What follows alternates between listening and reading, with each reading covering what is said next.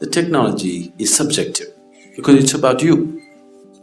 You have known objective technologies, how to fix the car, how to fix the airplane, how to fix the aircraft, all these things. You can stay away from those things, look at them and fix them, they are different. But this is subjective technology, it's about you. So if you have to look at this, in some way you have to open up.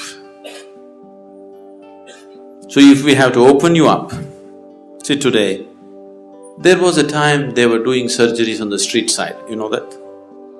Yes? And if too much blood comes, they would just pick up mud and throw it and stop bleeding in the village. Yes, do you know? Yes or no?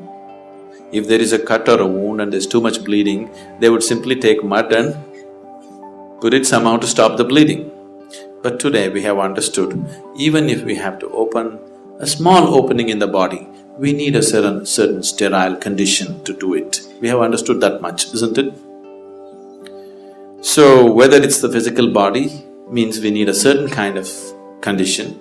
Similarly, if we have to open up you as a person, we need a different kind of atmosphere. We need a committed atmosphere. In a casual atmosphere, you never do it.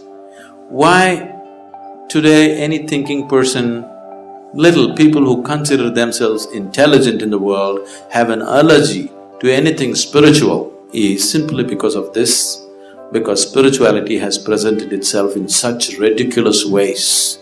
They're so pathetic. Isn't it so? There are all kinds of idiots on the planet.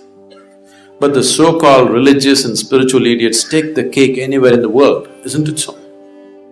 Yes, this is simply because people started handling spirituality in uncommitted manner. Anywhere, everywhere, talking about it. On the street side, they're talking about Krishna and how he did this and Bhagavad Gita. It's just become ridiculous because you're not demanding a certain involvement and commitment from people. Just anywhere you're going on like a film song or a commercial thing. Now, slowly it has become so ridiculous, people have just dismissed the value of it, absolutely.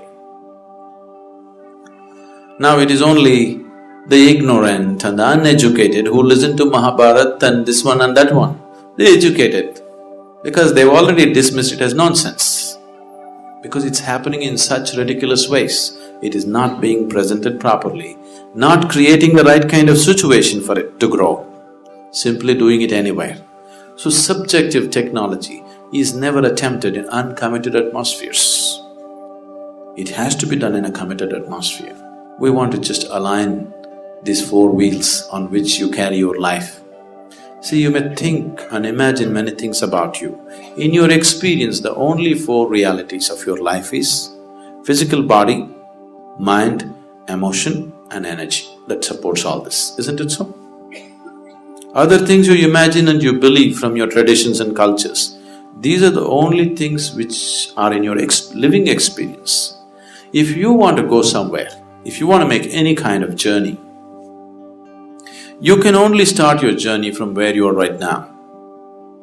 Wherever you want to go.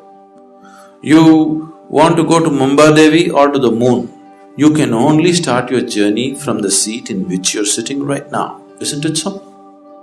If you try to start your journey somewhere else, you will become hallucinatory. Most of the religion in the world, over 90% of the religion in the world has become hallucinatory because they're all trying to start from the third step to heaven, not from where they are. You must first realize what is the experiential reality of who you are. What is the next step and the next step and the next step.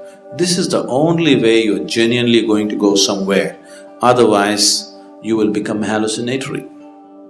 This hallucinatory religion has brought some solace to you, but not found any liberation or freedom within you.